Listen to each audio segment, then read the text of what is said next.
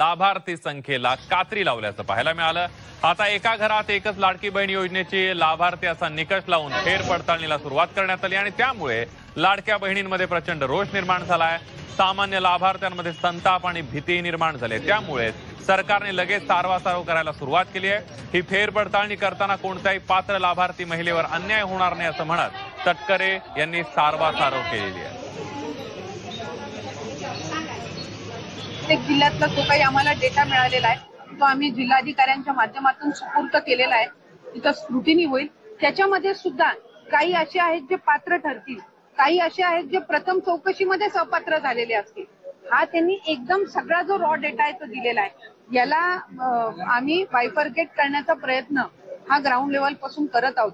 त्याच्यामुळे बऱ्याचशा याच्यामध्ये सुद्धा असतील जे कदाचित पात्र असतील, पण ते डेटामध्ये त्यांनी आम्हाला दिलेलं आहे, त्याच्यामुळे क्रॉस व्हेरिफिकेशन करणं गरजेचं आहे। काही आहेत जे अपात्र असतील आणि काही आहेत जे कदाचित पहिल्या स्क्रुटिनीमध्ये बाद झालेले असतील। मला आपल्या माध्यमातून पुन्हा एकदा सांगायचंय की पात्र लाभार्थ्यांना वगळण्यात येणार नाही, त्यांच्यावर कुठल्याही पद्धतीचा अन्याय होणार नाही।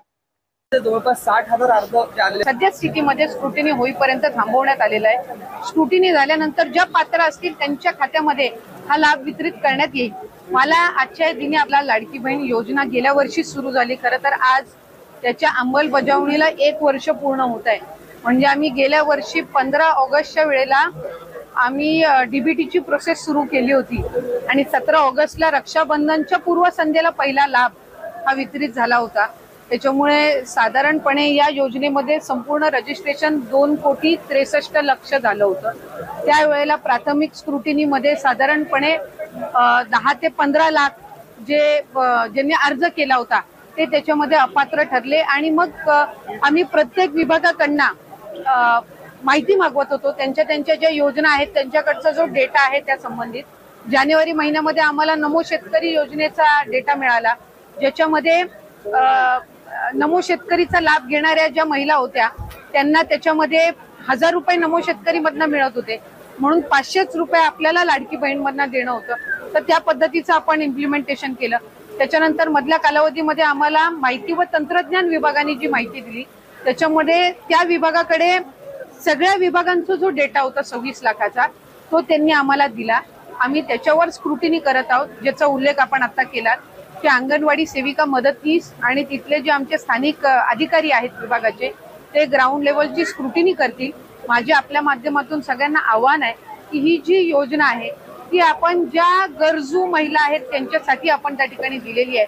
त्याच्यामुळे या ज्या स्क्रुटिनीसाठी येणाऱ्या आमच्या अंगणवाडी सेविका आहेत, मदतनीस आहेत, यांना आपण सहकार्य करावं आणि शासन जे काही आहे शासकीय नोकऱ्यांमध्ये जे होते आणि त्यांनी तरी सुद्धा लाभ घेतलेला आहे तर त्या संदर्भातली योग्य ती भूमिका हे शासन घेणार आहे, पण चुकीचा लाभ कुठं जाता कामा नये या दृष्टिकोनातून जी पावलं आम्ही उचलत आहोत याचं आपण सहकार्य करावं आणि आपल्याला वेगवेगळ्या शासनांच्या योजनांचा लाभ देण्यासाठी आम्ही कटिबद्ध आहोत। एक लाडकी बहीण योजनेचा लाभ जर एखादी चुकीची लाभार्थी घेत असेल तर तिला दुसरा कुठला तरी शासनाचा लाभ मिळत असणार आहे आणि त्यामुळेच तिच्यावर अशा पद्धतीची स्क्रुटिनी होत आहे किंवा कदाचित इन्कम निधी त्याच्यामध्ये पात्र होत नसेल म्हणून असेल, तर चुकीच्या पद्धतीचा लाभ हा कोणाकडे जाता कामा नये या दृष्टिकोनातून आपण ही स्क्रुटिनी करत आहोत आणि त्याला अधिकाधिक सहकार्य हे लाभार्थी नागरिकांनी करावं असं मी आपल्या माध्यमातून आवाहन करते। आपल्या रायगड जिल्ह्यामध्ये करत असताना विकसित महाराष्ट्र हा तितकाच अग्रेसर राहील अशी या निमित्ताने सदिच्छा व्यक्त करते। अर्ज आहेत, प्रत्येक जिल्ह्यातला जो काही आम्हाला डेटा मिळालेला आहे तो आम्ही जिल्हाधिकाऱ्यांच्या माध्यमातून सुपूर्द केलेला आहे।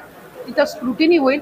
त्याच्यामध्ये सुद्धा काही असे आहेत जे पात्र ठरतील, काही असे आहेत जे प्रथम चौकशीमध्येच अपात्र झालेले असतील। हा त्यांनी एकदम सगळा जो रॉ डेटा आहे तो दिलेला आहे। याला आम्ही बायफर्केट करण्याचा प्रयत्न हा ग्राउंड लेवल पासून करत आहोत। त्याच्यामुळे बऱ्याचशा याच्यामध्ये सुद्धा असतील जे कदाचित पात्र असतील, पण ते डेटामध्ये त्यांनी आम्हाला दिलेलं आहे, त्याच्यामुळे क्रॉस व्हेरिफिकेशन करणं गरजेचं आहे। काही आहेत जे अपात्र असतील आणि काही आहेत जे कदाचित पहिल्या स्क्रुटिनीमध्ये बाद झालेले असतील। त्यामुळे कॅटेगरी वाईज काही असे असतील की ज्यांचं अकाउंट नसेल त्यावेळेला म्हणून त्यांनी त्यांच्या म्हणजे घरातल्या पुरुषाचं अकाउंट दिलेलं असावं, पण ती लाभार्थी कदाचित पात्र असेल। त्याच्यामुळे अशा पद्धतीच्या ज्या कॅटेगरीज आहे यानुसार स्क्रुटिनी होईल आणि मग त्याच्या बाबतीतला जो योग्य तो निर्णय आहे तो होईल। मला आपल्या माध्यमातून पुन्हा एकदा सांगायचंय की पात्र लाभार्थ्यांना वगळण्यात येणार नाही, त्यांच्यावर कुठल्याही पद्धतीचा अन्याय होणार नाही. ताई, ज्यांची मॅडम, स्क्रुटिनी मुंबई चालू गोवा आहे, हायवे बद्दल उपमुख्यमंत्री अजित पवार यांच्यासोबत आपली बैठक झाली. मुंबई गोवा हायवे बद्दल उपमुख्यमंत्री अजित पवार यांच्यासोबत आपली बैठक झाली निश्चित मंत्रालयामध्ये आणि नवीन निधी काही सँक्शन करण्यात आलेली. कधीपर्यंत काम सुरू होईल आणि काय दिलं? साधारणपणे जो आपला इंदापूर आणि माणगावचा जो ट्रॅफिकचा विषय आहे, तिथं बायपासचा जो नॅशनल हायवेचा रोड आहे याचं काम अद्यापही सुरू झालेलं नाहीये आणि साधारणपणे त्यांना आता वर्क ऑर्डर दिलेली आहे. त्यामुळे पावसाच्या नंतर त्या कामाला गती येईल आणि 1.5-2 वर्षाच्या कालावधीमध्ये ते काम पूर्ण होण्याचं त्या ठिकाणी त्यांनी नियोजित केलेलं आहे. पण तत्पूर्वी तिथली जी ट्रॅफिकची समस्या आहे ही सोडवण्याच्या दृष्टिकोनातून आपण 4-5 ठिकाणं पर्यायी मार्ग काढले होते.